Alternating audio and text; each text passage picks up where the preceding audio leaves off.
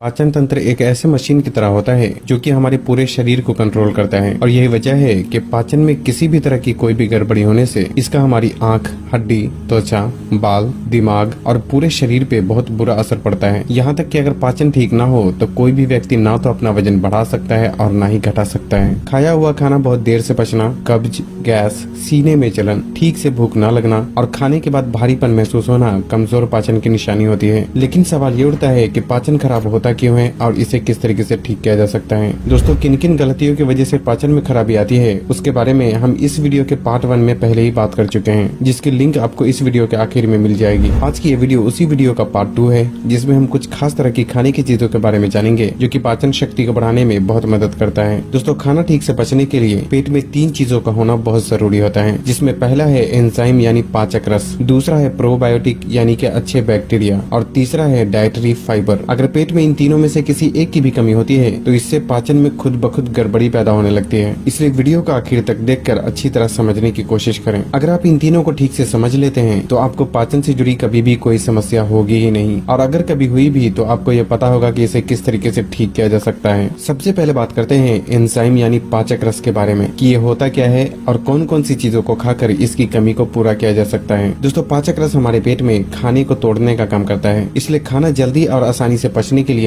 पेट में पाचक रस की सही मात्रा का मौजूद होना भी बहुत जरूरी होता है। शायद आपने ध्यान ना दिया हो, लेकिन जब भी आप पाचन से जुड़ी समस्याओं के लिए डॉक्टर के पास जाते हैं तो अक्सर ही डॉक्टर जाइम के नाम से बोतल में एक दवाई देता है। दरअसल उस बोतल में एंजाइम यानी पाचक रस ही दवा के रूप में मौजूद होता है, लेकिन आमतौर पर हमारे शरीर में बिना दवाई के ही लगभग 3 तरह से पाचक रस की जरूरत प्राकृतिक रूप से ही पूरी हो जाती है, जिसपे हमें और आपको ध्यान देने की जरूरत है। पहले तो हमारे मुंह के अंदर जो लार होती है उसमें भी पाचक रस मौजूद होता है, इसलिए खाना जितना ज्यादा चबाकर खाते हैं उतनी ही ज्यादा मुंह की लार भी खाने के साथ पेट में पहुंचती है और उस लार में मौजूद पाचक रस खाने को आसानी से पचाने में मदद करता है। इसलिए खाना हमेशा ही अच्छी तरह चबाकर खाना चाहिए। आमतौर पे एक लुकमे को कम से कम 30 से 35 बार चबाना एक बेहतर तरीका माना जाता है। उसके बाद खाना पेट में जाने के बाद हमारा पेट भी पाचक रस प्रोड्यूस करता है, जिससे कि खाना को और भी अच्छी तरह तोड़ना आसान हो जाता है। लेकिन यहाँ समस्या ये है कि अक्सर ही लोग खाने के तुरंत बाद ही पानी पी लेते हैं और खाने के तुरंत बाद पानी पीने से पेट में पाचक रस की मात्रा ठीक से नहीं निकल पाती, जिससे कि पाचन में गड़बड़ी होने लगती है। इसलिए पानी हमेशा ही खाना खाने के कम से कम आधे घंटे बाद ही पीना चाहिए ताकि पेट में पाचक रस ठीक से निकल सके।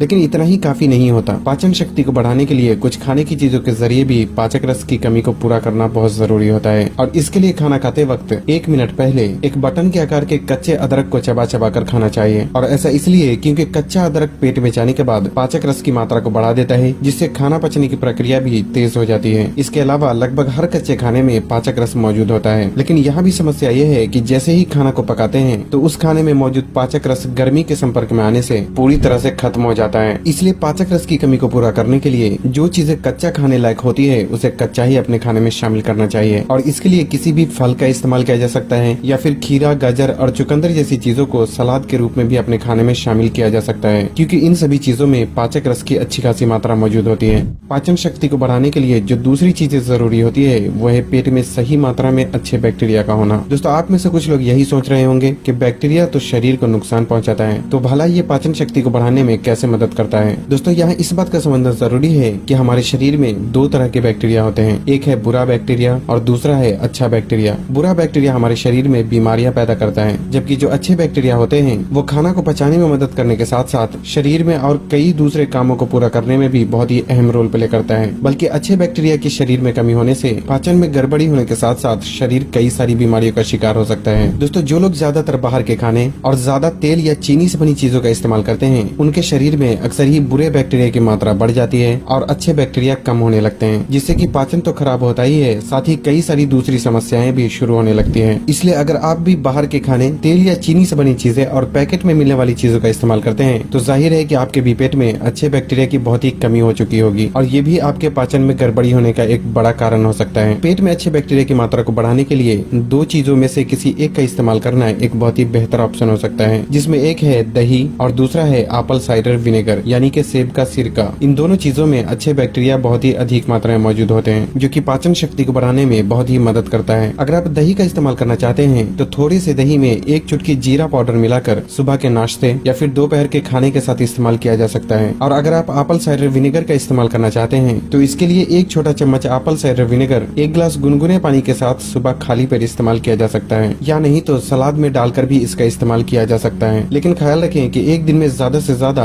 2 छोटा चम्मच से अधिक एप्पल साइडर विनेगर आपको इस्तेमाल नहीं करना चाहिए। साथ ही कंपनी चाहे कोई भी हो, लेकिन आपको ऐसा एप्पल साइडर विनेगर खरीदना चाहिए जिसे फिल्टर नहीं किया गया हो। और इस तरह के एप्पल साइडर विनेगर की बोतल को हिलाने से उसमें कुछ टुकड़े तैरते हुए नजर आते हैं। इस तरह का एप्पल साइडर विनेगर आप ऑनलाइन भी खरीद सकते हैं, जिसकी लिंक आपको वीडियो के डिस्क्रिप्शन में मिल जाएगी।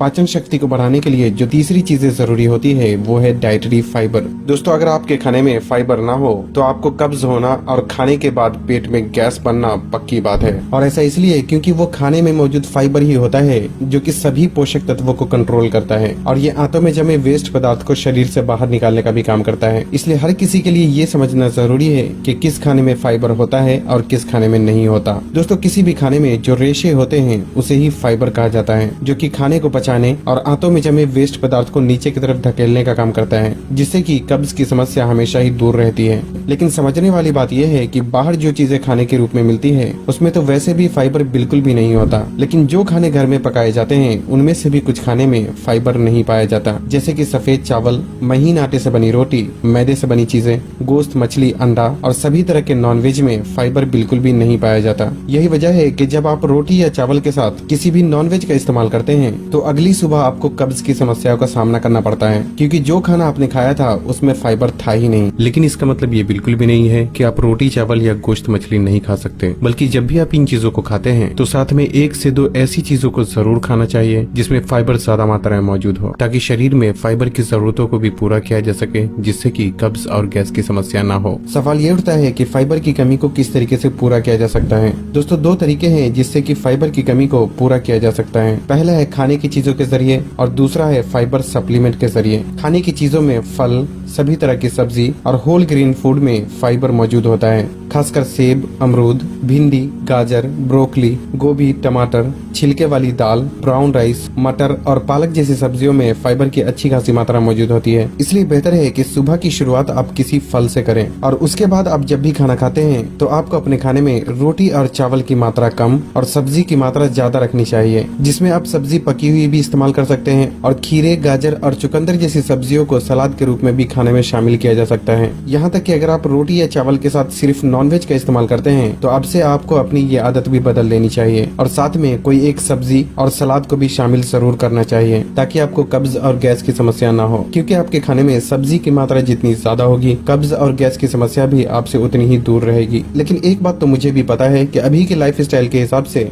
हर वक्त के खाने में सही मात्रा में सब्जी का इस्तेमाल कर पाना हर किसी के लिए मुमकिन नहीं है। इसलिए जब भी आपको लगे कि जितनी सब्जी आपको खाना चाहिए उतनी आप नहीं खा रहे, तो ऐसे में फाइबर सप्लीमेंट का भी इस्तेमाल किया जा सकता है और इसके लिए इसबगोल की भूसी का इस्तेमाल करना एक बहुत ही बेहतर ऑप्शन हो सकता है, क्योंकि इसबगोल एक फाइबर सप्लीमेंट होता है जो कि सब्जी कम खाने की वजह से जो फाइबर की कमी होती है उसे कुछ हद तक ये पूरा कर देता है। इसे इस्तेमाल करने का तरीका ये है कि 1 छोटा चम्मच इसबगोल की भूसी 1 गिलास पानी में डालकर 5 से 10 मिनट के लिए छोड़ दें और जब ये पूरी तरह फूल जाए तो उसे किसी भी वक्त के खाने के 10 से 15 मिनट बाद इस्तेमाल किया जा सकता है। लेकिन खासकर रात के खाने के बाद आपको इसका इस्तेमाल जरूर करना चाहिए, ताकि आपको कब्ज की समस्या ना हो। लेकिन यहाँ इस बात का भी ख्याल रखना जरूरी है कि इसबगोल की भूसी आपको हमेशा ही बिना फ्लेवर वाला ही इस्तेमाल करना चाहिए, क्योंकि वही प्योर होता है और उसी से फायदे भी मिलते हैं। और यहाँ एक बात का और ख्याल रखें कि सब्जी को छोड़कर आपको पूरी तरह से इसबगोल पे ही डिपेंडेंट नहीं होना चाहिए, क्योंकि इसबगोल से सिर्फ शरीर को फाइबर मिलता है, जबकि सब्जी और फल का इस्तेमाल करने से फाइबर के साथ साथ विटामिन्स और मिनरल्स भी शरीर को मिल जाते हैं, जो कि शरीर के कई तरह के फंक्शन में मददगार होते हैं। इसलिए इसबगोल की भूसी इस्तेमाल करने के साथ साथ जहाँ तक हो सके फल और सब्जियों को भी अपने खाने में शामिल जरूर करना चाहिए।